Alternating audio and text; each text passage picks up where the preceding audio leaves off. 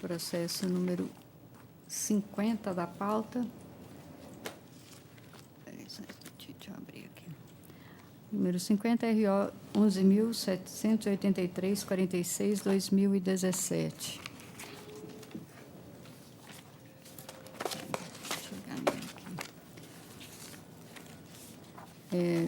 Está presente doutora Renata Cristina Guidi, pela reclamante, recorrente. Número 50, RO 11.783. Como vota a doutora Camila? Conheço dos recursos 11783, é isso, né? 11.783, Tá.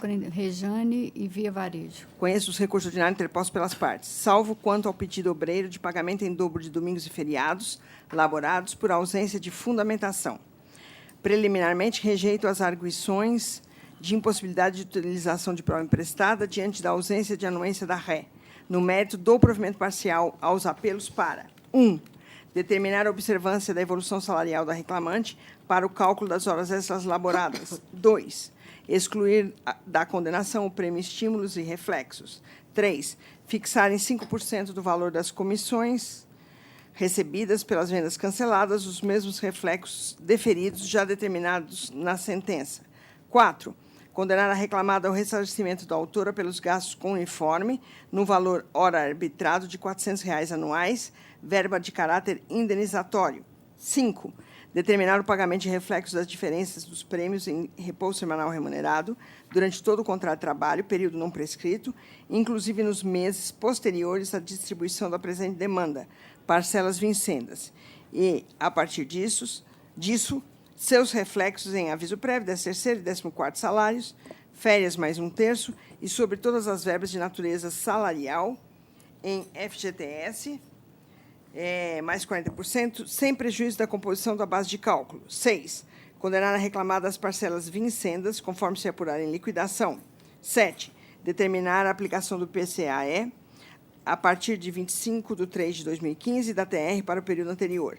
Majora o valor das custas processuais para R$ 1.200, tendo em vista o valor hora arbitrado à condenação de R$ 60.000. Essa é a minha proposta de voto, presidente. Concedo a palavra à eminente advogada doutora Renata Cristina. Boa tarde, excelências. Boa tarde a todos. Eu vou me ater aqui à questão sobre que foi objeto do recurso da reclamante, questão dos valores pagos sobre a rúbrica comissão. No caso aqui, a gente ressalta que a reclamada ela não impugnou especificamente tal pedido em sua contestação, o que atrairia, então, a aplicação do artigo 400 CPC. Ainda, né, ela não juntou documentos relativos a vendas e comissões percebidas pelo reclamante. Ela não juntou relatórios de vendas, muito menos impugnou o índice que foi destacado pela reclamante em exordial, qual seja de 1,5%. Como é que vai? Tudo bem? A título... pois bem, ainda, se analisarmos as provas testemunhais que foram produzidas aos autos, analisando o depoimento da testemunha ouvida pela reclamante, a senhora Cleide, ela confirma a tese exordial de que era pago comissão de 1,5% em relação aos demais produtos. A gente cita, inclusive, esse trecho, né, do depoimento.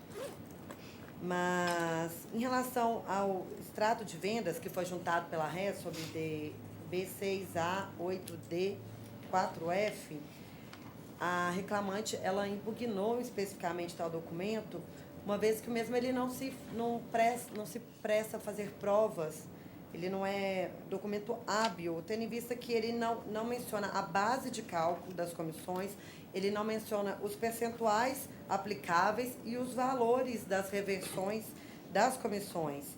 Então, além do mais, eles não registram o valor da venda no seu total, apenas do valor do... Né, não incluem nessas vendas os valores dos juros e demais encargos existentes. Portanto, excelências, não tem como, né, não seria digno de dar credibilidade a esse documento juntado pela reclamada. Ainda assim, se analisarmos esses extratos de vendas juntamente com os demonstrativos de pagamentos que foram juntados aos autos, é possível perceber nitidamente que há uma diferença de comissões sempre a menor.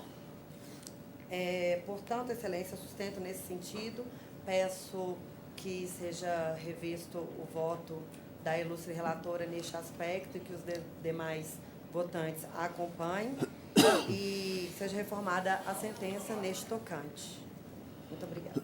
Doutora Camila? Eu mantenho minha proposta, mas há uma divergência, presidente. Eu vou acompanhar a vossa a divergência. Doutor, A divergência é minha, é a questão dos uniformes, né? é só aí, né? Do vestimento. Só nesse tópico. Só nesse tópico. Então, eu fico vencida parcialmente e faço a adequação. Tá, então, proclamo o resultado por maioria, vencida em parte eminente relatora no tocante aos uniformes. Excelência, eu tenho uma outra sustentação também de relatoria da doutora Camila. Chama aí. Não sei se seria o próximo. se- Oi?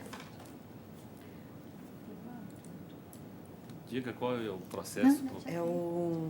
Tá? Então, pode pregar. É o 53 da pauta, Isso. RO 12.232, 79, 2016. Doutora Renata está presente pelo reclamante. 53, RO 12232. Qual pauta, doutora Camila? Que número da pauta, por favor? É o 53, é o último. Perfeito. Em primeiro lugar, acuso o recebimento de memorial por Fernando Vitor Modesto.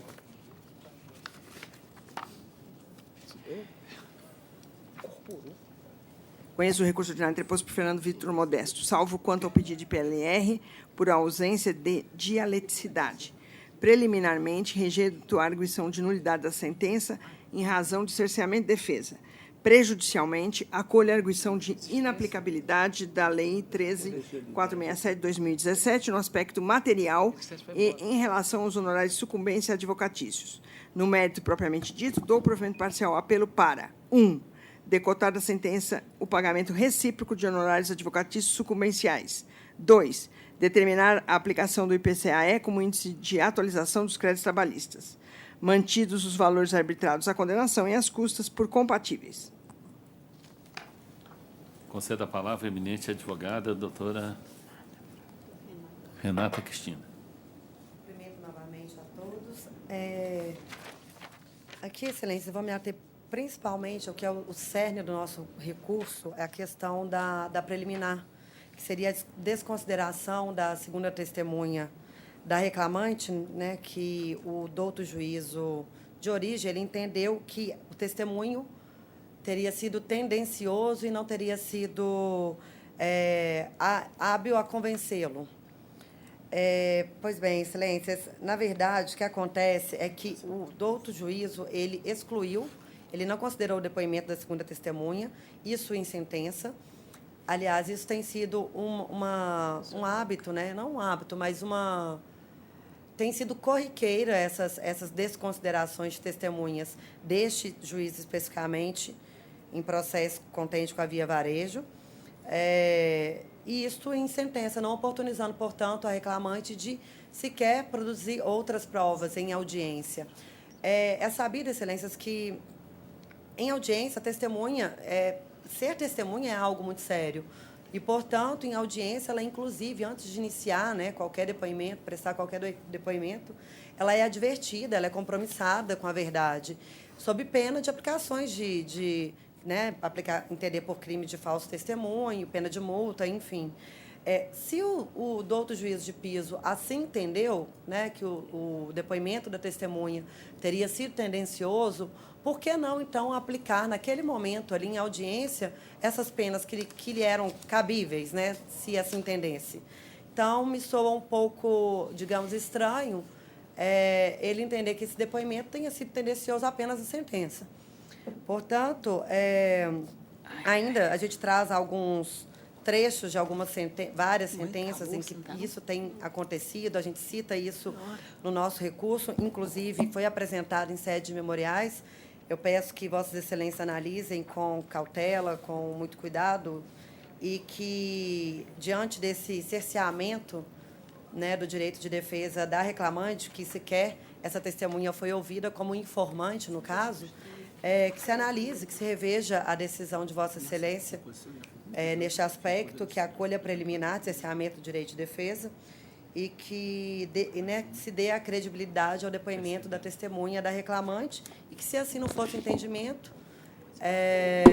se retorne os autos à origem para que seja proferido um novo julgamento, né, de uma forma imparcial. Ultrapassada tal preliminar, eu vou adentrar aqui no mérito da questão da jornada de trabalho, a invalidade dos cartões de ponto, que o juiz de origem ele entendeu que o depoimento da testemunha ele não tem um condão de descaracterizar a rigidez do conteúdo da prova documental, motivo pelo qual fixou a validade dos cartões de ponto. Contudo, excelências, existem nos autos prova cristalina, provas robustas, de que o cartão de ponto ele não era fidedigno, ele era imprestável.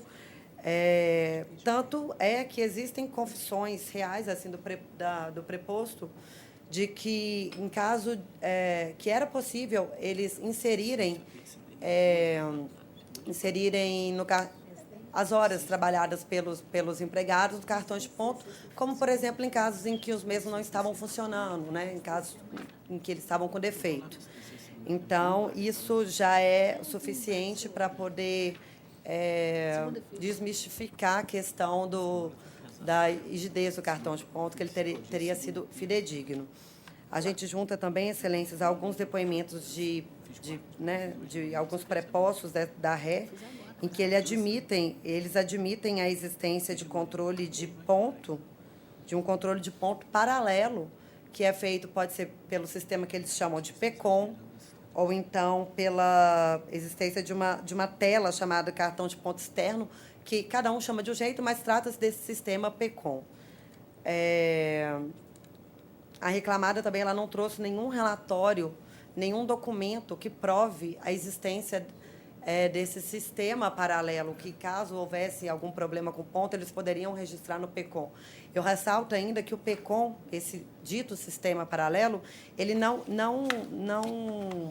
registra a jornada efetiva dos trabalhadores, dos vendedores das lojas, no caso. Ele apenas registra a presença deles, se eles foram ou não, né, se eles estiveram presentes ou não naquele dia no ambiente de trabalho. Portanto, eles não são hábeis para também comprovar o horário de entrada, o horário de saída, o horário de intervalo, enfim. Ultrapassada tal questão ainda, eu ressalto a questão que a única testemunha que foi ouvida da reclamada, a senhora Luceli, ela afirma que o ponto ele era passível de defeito, em seu depoimento fica bem claro isso. Afirma ainda que o encarregado administrativo ou o gerente da loja eles podiam promover a alteração do ponto e que, na ausência do registro de forma biométrica, os horários eles eram registrados de forma manual. Pois bem, destaca-se que a reclamada ela sempre obrigou o reclamante a efetuar também o seu registro de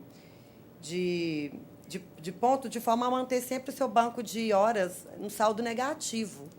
A gente comprova tal alegação, se vocês observarem, né, a gente cita aqui a título de exemplo, que durante o período de 21/8/2014 a 20/9/2014, no ID B4BE374, que a reclamada ela calculava as horas a menos para reclamante. Mas aí fizemos uma amostragem, né, desse período citado, calculando exatamente as horas elaboradas em regime de sobrelabor, e não bate as horas que constam no cartão de ponto, como, né, referente ao banco de horas, que no cartão de ponto está como 2 horas e 32 minutos, sendo que na nossa amostragem dá 20 horas e 58 minutos, ou seja, muito superior ao que foi calculado pela reclamada. Ainda a gente cita aqui vários dias que inexistem, que não há marcação de ponto e também não apresenta sequer alguma justificativa quanto a isso. Então, vários dias, não vou, né, vou delongar aqui citando todos, mas consta do nosso recurso. Acredito que Vossas Excelências com certeza observaram isso. E também que não há vários dias que não há registro os 4 registros do cartão. Então, considerando todas essas inconsistências apontadas, eu também peço para que seja, caso ultrapassada, né, preliminar, que seja observada neste aspecto essas inconsistências e seja invalidado o cartão de ponto, bem como quanto à compensação do banco de horas. É o que se requer e eu agradeço a atenção de todos. Doutora Camila.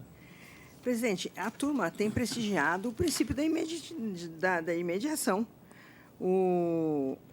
Cumpre ressaltar que a valoração da prova oral feita pelo juiz de primeira instância deve ser prestigiada, porquanto este teve contato direto com a testemunha, podendo melhor estabelecer, a partir de uma série de circunstâncias que os autos não podem registrar, quais depoimentos servem à convicção do juízo.